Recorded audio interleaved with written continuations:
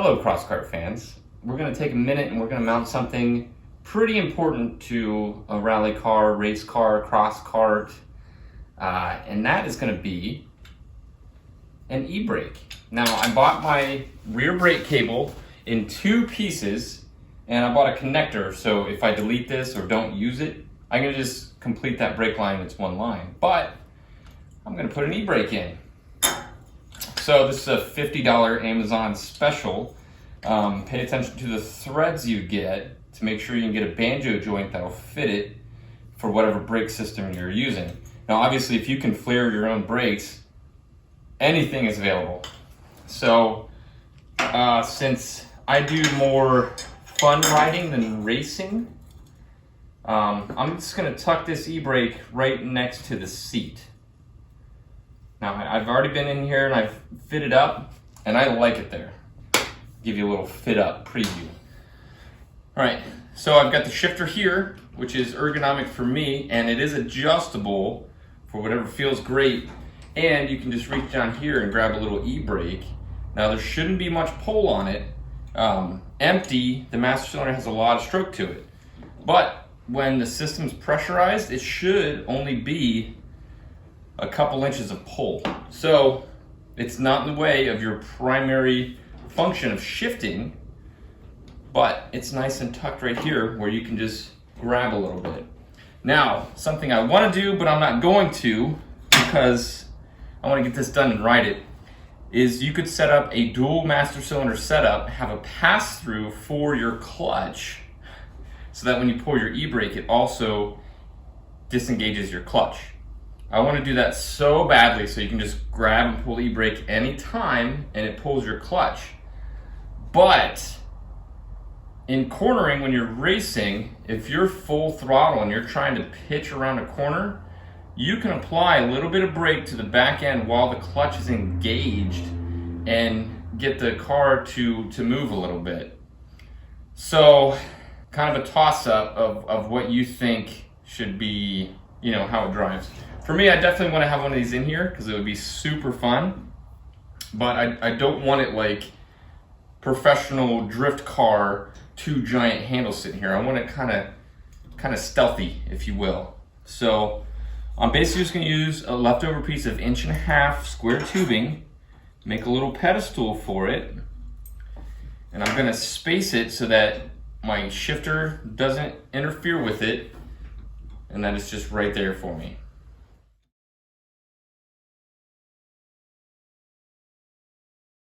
All right, so now we need to mount the e-brake or drift brake to these blocks. Now, I'm going to introduce you guys to something. Maybe you've seen them, maybe you haven't. In case you haven't, this is what it is.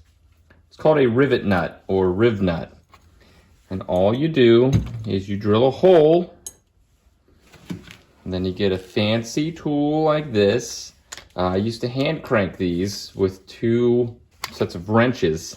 And then I got smart and saw that these things are only like $50.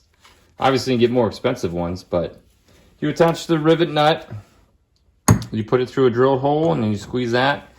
You have a threaded insert into sheet metal or tubing.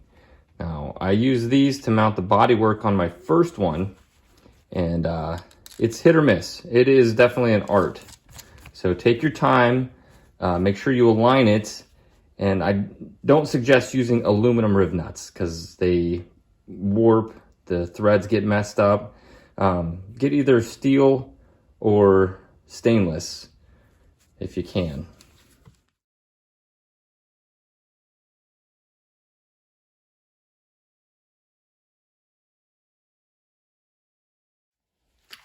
All right, so to use a riv nut, you just drill the hole to the appropriate size. You take your tool, you screw this onto the end of the tool, you open your jaws, set your depth. This is about at 5 millimeters because the crush zone is about 5 millimeters. Put that all the way in, drop it in, keep it nice and straight,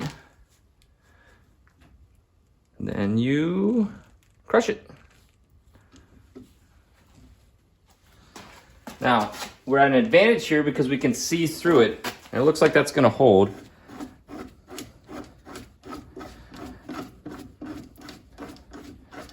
Then you just unscrew your mandrel and you have a rib nut. So just to show you the finalized work, I've got an M6 bolt here. Just drop it in there. And you want to check these to make sure they're tight enough because you can get more cranks on it with your tool. If your depth wasn't set correctly, and look at that. Just tightens right in, give it a little extra twist, make sure it's not going to twist in its little socket there. And that's nice and tight. So I'll do the rest of these, get that e-brake mounted, go to town.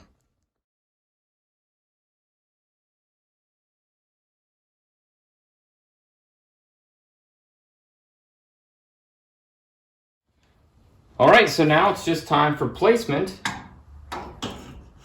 Now I wanted to tuck right next to the seat. This handle is adjustable via threads on the master cylinder itself, but you still want to clearance everything. You want to make sure you can get to your seat bolts, front and back. You want to make sure that your shifter is not going to get involved with it in any way. I'm not going to put it directly up against the seat, but it's going to be kind of close. Make sure your seat belt isn't going to interfere with anything. You get it tacked in.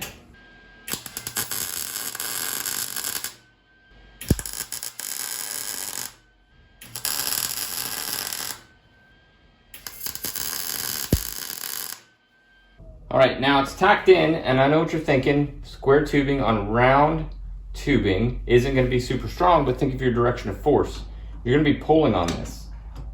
So it just needs to be strong front and back. Now, obviously, you are going to pull in on it, but we can fill that back gap with weld so that it's a mechanical advantage rather than putting pressure on a weld.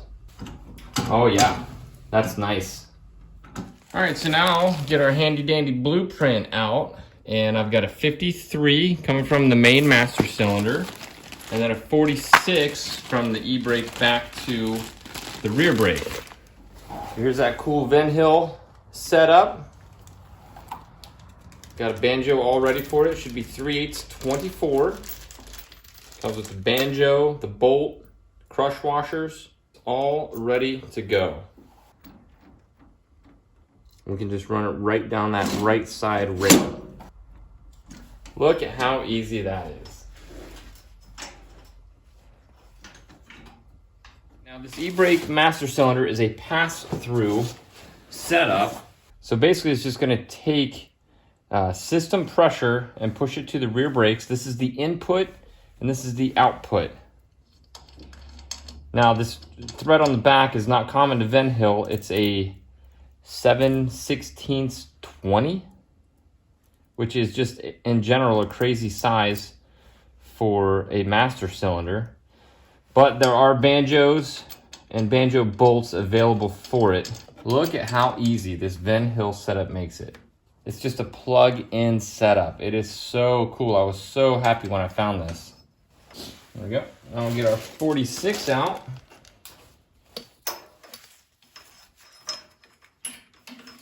Screw that dude in. And then we just route this to the rear brake. Now you can see the brake line is running a little close to the exhaust. It's actually laying on it.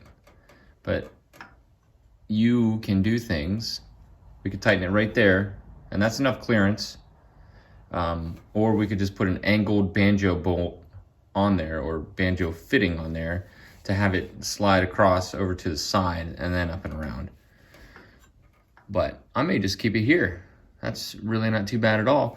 If I zip tie it or connect it to this open bolt here, it'll stay clear of that exhaust no matter what position this is in. All right, so just so I cover all the bases, this is the piece. It's just a double threaded piece that you can attach these if you want to add a provision for an e-brake later. That's what I did on my first one. I never put an e-brake in because I just goose the gas and the back end comes right around. So it doesn't really need an e-brake depending on how you drive it. but I thought it'd be cool to add one. So, yep, just screws into there, that side screws into there, and you have one complete brake line. All right, so our clutch master cylinder is obviously this one on the left. We've got a whopping 93-inch brake line. So this one's just the same as the other ones. For this one, I run it tucked back underneath. I believe that's a 70-degree banjo angle. And that just keeps it clean against the frame rail because you don't want your foot dragging on it. You want a nice clean path for everything. All right, on to the other end of the clutch. Excuse my mess. I just hooked some lines up so I could get it running. As you've seen before, the clutch lies in this piece right here. So here's your clutch pass-through rod. This is your chain guard slash clutch actuator housing. I'm not sure if that's the right nomenclature. We'll just take a strong guess on that. The magical clutch slave cylinder that made our clutch hydraulic rather than cable. Just tighten all these in. Now we're just getting a fitment for the cable. The clutch is going to require adjustment, and all of that adjustment is in the pedal. So don't just strap this in and think you're good to go. If you overstroke your clutch, you're going to damage your engine. It's very, very critical that you calibrate it. So we've got an little extra slack in our clutch so we can route it through all this wiring harness. Now none of my banjos are tight because I'm just fitting it up. Look at that, that's super clean. Now you can come down under the bottom. It's all about how you angle this banjo joint. Now, since these tilt-in pedals are the bee's knees, we have the option of running our reservoir directly to the master cylinder, which for the clutch would work out just fine because there's plenty of clearance everywhere, but our front and rear brakes are going to get caught up in this. So, with their master cylinders, they obviously send a reservoir, but they send a remote reservoir kit with it.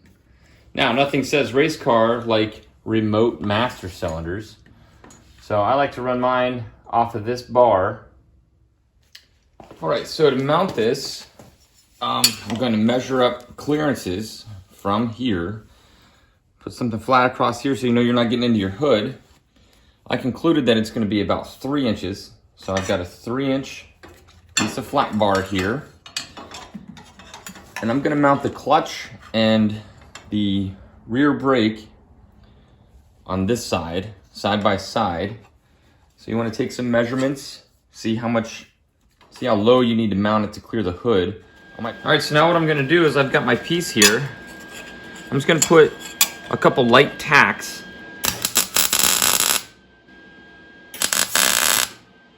Now the purpose of that is to make it removable because we still need to drill the holes. We're going to shape this metal. And so then I'll get my reservoir in place, check the clearance from the hood. Looks like about right there. Now I lightly tacked it because we can just pull it right out. And we've got place keepers for exactly where we're going to mount this bar. So we can just put it right back in and finish up the welding. All right, so I've got the master cylinders mounted to a little bracket we made. I've got my place keepers right here. So I'm just going to take one final clearance check, a good amount of clearance, and we don't even need to tilt them.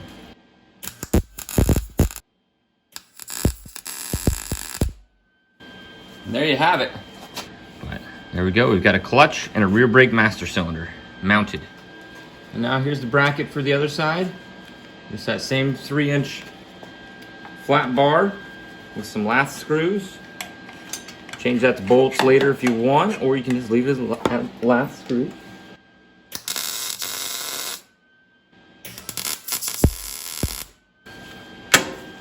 Very nice. Good clearance all around. That looks very race car-y. Love it.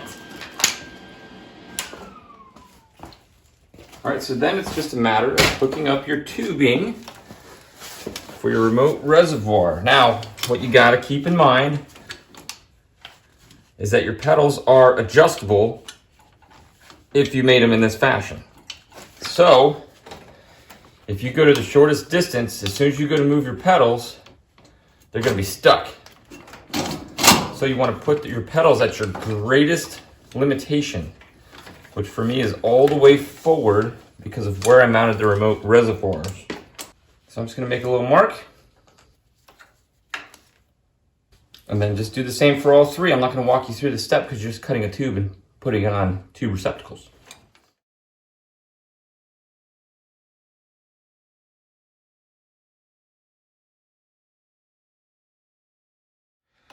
I know it's hard to see everything going on in there, but what we have is adjustable pedals. And with those remote reservoirs, you're not getting hung up on anything.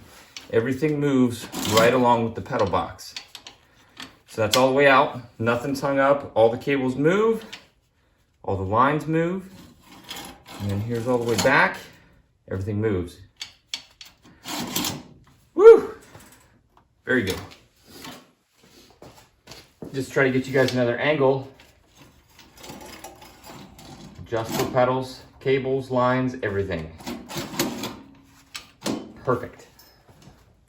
Well, that's it for this one, Crosskart fans. We are getting a lot closer to a test drive. That's what I'm building towards, is I want to test drive this before I send it to paint to make sure the shocks are good, basically. I want a good ride, and if I can use math and move the shocks inboard an inch or an inch and a half to make them stiffer or looser or more travel, I definitely want to do that before it goes off to paint. So I'm hoping to test drive it very, very soon. Everything's buttoned up. I'll probably wait to put the bodywork on until after I run it. But next video will basically be prepping it for the first drive. So stay tuned. Thanks for watching. Thank you to all the builders. I love seeing your work. It is so stinking cool. And I hope you're having as much fun as I am. So see you guys next time.